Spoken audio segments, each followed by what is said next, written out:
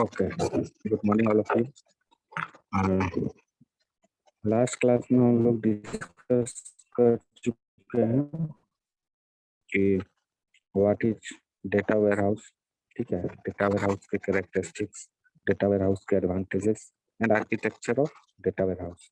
And in this session, we are discussing about difference between data warehouse and data mart.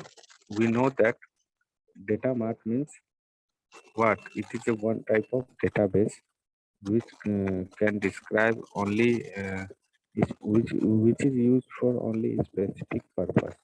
Okay, any specific purpose के लिए हम इसको use करते हैं। तो यहाँ पे बेसिक डिफरेंस जान लेंगे कि डेटा वेयरहाउस और डेटा मार्ट के बीच में क्या होता है। तो first of all here data warehouse and this side data mart। तो डेटा वेयरहाउस जैसे कि डेटा वेयरहाउस का काम होता है हिस्टोरिकल डेटा को स्टोर करना।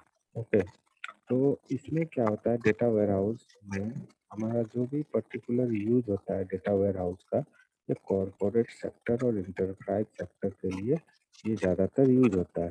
जो हमारी पुरानी कंपनी है, बहुत पहले से चल रही है, उसके पास बहुत सारे डेटाज होते हैं, बहुत सारे डेटा होते हैं, और उन सभी डेटा को मेंटेन करना उनके लिए बहुत ही डिफिकल्ट हो जाता है। तो वो क्या करते हैं कि कोई एक ऐसा कंपनी को हायर करते हैं जिनके पास डेटा वेयर हाउस की फैसिलिटी हो, और वहाँ से उस फैसिलिटी को वो यूज करते हैं, वो अपने डेटा को वहाँ पे रखने के लिए देते हैं, और जब उसको ज़रूरत होती है तो उसके अकॉर्डिंग वे डेटा की डिमांड करते हैं। तो ये एक तरह से अच्छा है कॉर्पोरेट सेक्टर और इंटरप्राइज सेक्टर के लिए कि उनकी डेटा को सेफली कैसे रखा जाए।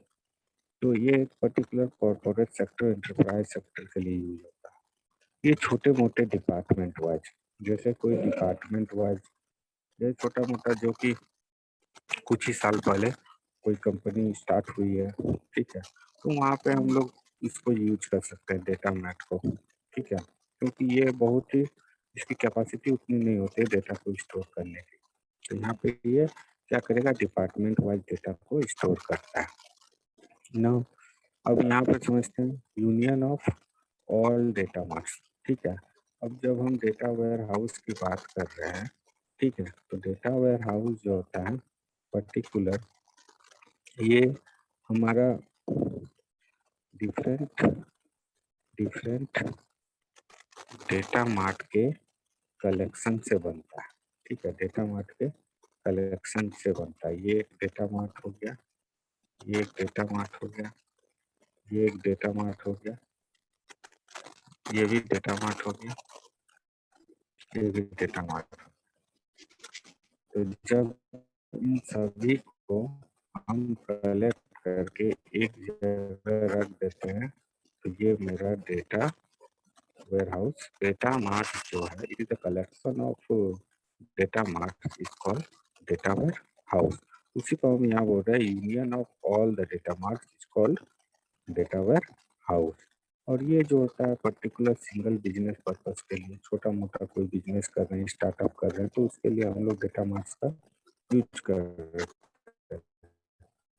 ये बहुत ही ह्यूज अमाउंट में जिसकी कंपनी है कॉर्पोरेट सेक्टर में, जैसे समझ लो यहाँ भी ब्रांच है, इंडिया के बाहर भी इसका ब्रांच है, मतलब डिफरेंट डिफरेंट कंट्रीज में अगर इसका ब्रांचेज है तो उनके डेटा को स्टोर करने में ये मदद करता है। ठीक है, अब नेक्स्ट जो है आपका ये है received data from staging area. ठीक है, अब ये क्या होता है डेटा वेयर हाउस में, डेटा वेयर हाउस में हम लोग जो भी डेटा, हम लोग जैसे आर्किटेक्चर में इससे पहले देखें कि जब भी डेटा वेयर हाउस को हमारा क्रिएट किया जा रहा है या डेटा वेयर हाउस में डेटा को लोड किया जाता है, तो वो हमारा क्या होता है डिफरेंट डिफरेंट सोर्सेज से हम लोग डेटा को एक्सेस करते हैं।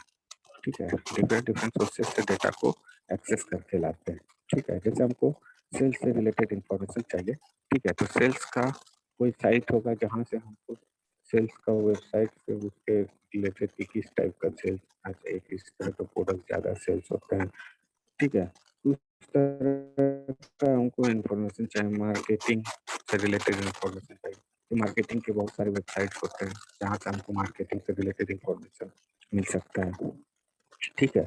सॉफ्टवेयर या किसी भी तरह के प्रोडक्ट के बारे में जानकारी चाहिए तो वो डिफरेंट डिफरेंट वेबसाइट से हम लोग उसकी अ, अ, जानकारी को ले सकते हैं। तो ये हमको इस तरह से हेल्पफुल होता है। तो ये क्या करता है, receive data from staging area, मतलब डिफरेंट डिफरेंट से ये डेटा को एक्सट्रैक्ट करता है और एक जगह लाके वो स्टोर करता है। देन उसको क्या करता है, इंटीग्रेट करता है। इंटीग्रेट करने के बाद उसको क्या करता है, उसको क्लियर करता है, बग्स वगैरह को हटाता है। बग्स वगैरह को हटाने के बाद फिर उसको लोड करता है, ठीक है। और एक पर्टिकुलर फॉर्मेट में लोड करता है, ठीक है। उसको एक पर्टिकुलर फॉर्मेट, हो सकता है इससे पहले वो किसी और फॉर्मेट में था और जिस फॉर्मेट में हमको लोड करना है वो कोई और फॉर्मेट है, तो उसको हम लोग पर्टिकुलर फॉर्मेट में डेटा वेयरहाउस में लोड करते हैं। देन अब हमारा क्या है, नेक्स्ट जो है, इसमें क्या है, इसमें जो डेटाबेस है, तो डेटाबेस में पर्टिकुलर हम क्या करते हैं, डिफरेंट डिफरेंट डेटाबेस का यूज करते हैं। डेटाबेस के प्रोटोकॉल्स का, रूल्स का यूज करते हैं।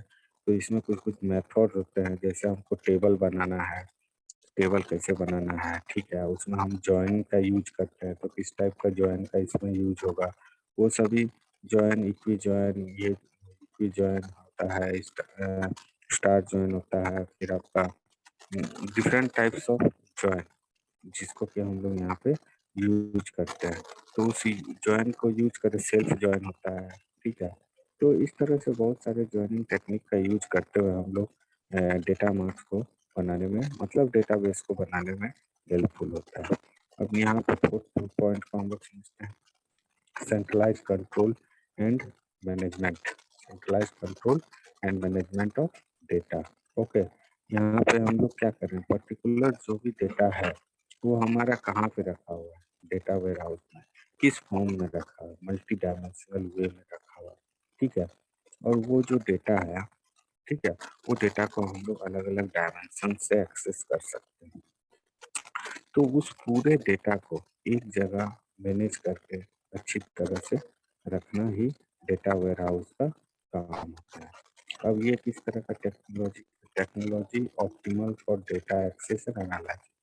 इसमें जो टेक्नोलॉजी यूज होती है डेटा को एक्सेस करने के लिए, जनरली डेटा माइनिंग टेक्निक को यूज करते हैं डेटा को एक्सेस करने के लिए, ठीक है। यूजर्स को कोई एक्सेस डेटा चाहिए पर्टिकुलर टाइम वेरिएंट में, 2000 से लेकर 2010 तक का डेटा इसको चाहिए, किसी सेल्स का या मार्केटिंग का या कंपनी के स्टाफ का जो भी इंफॉर्मेशन चाहिए वो पर्टिकुलर वहाँ से डेटा वेयर हाउस से निकाल के डेटा माइनिंग टेक्निक के थ्रू ले सकता है। लेकिन यहाँ पे क्या है, टेक्नोलॉजी कम यूज होता है। जस्ट हम लोग एक ओरेकल के थ्रू या माई एसक्यूएल के थ्रू क्वेरी करके डेटा को एक्सेस कर सकते हैं। ओरेकल या माई एसक्यूएल सॉफ्टवेयर का यूज करके हम लोग डेटा को एक्सेस कर सकते हैं आसानी से, ठीक है। If all the historical data even not needed, जब हमको हिस्टोरिकल डेटा की जरूरत होगी तब हम उसको अपने पास लेंगे, जरूरत नहीं होगी तो नहीं लेना है, जरूरत नहीं होगी तो नहीं लेना है। और जो भी यहाँ पे स्ट्रक्चर है इसमें डेटा मार्ट में, structure to suit the departmental view of data, इसमें जो भी डेटा सेव होगा वो डिपार्टमेंटल वे में सेव होगा। मतलब हमारा जो डेटा मार्ट है वो पर्टिकुलर डिपार्टमेंट वाइज काम करता है। तो डिपार्टमेंट वाइज मतलब जो भी डेटा सेव होगा वो डिपार्टमेंट वाइज सेव होगा, ठीक है। तो ये हिस्टोरिकल डेटा को अकॉर्डिंग टू, जब भी उसको नीड रहती है उसके अकॉर्डिंग वो अपने डेटा को एक्सेस करके एज ए क्वेरी वो डेटा को एक्सेस करके ले सकता है, ठीक है। इसमें ज़्यादा कोई टेक्नोलॉजी का जरूरत नहीं है। इसमें हमारे पास एक डेटा बेसिस के सॉफ्टवेयर होना चाहिए, ओरेकल, माइस्क्वेल, DB2 जो भी है उसको यूज करके हम लोग डेटाबेस से डेटा को एक्सेस करके देख सकते हैं। सो ये हमारा डिफरेंस था डेटा वेयरहाउस और डेटा मार्ट में, जो कि बेसिक डिफरेंस को बताया गया है इन दोनों के बीच। अब आई होप कि आप लोगों को समझ में आ गया होगा, ठीक है। तो नेक्स्ट क्लास में मिलते हैं विथ नेक्स्ट टॉपिक के साथ। Thank you.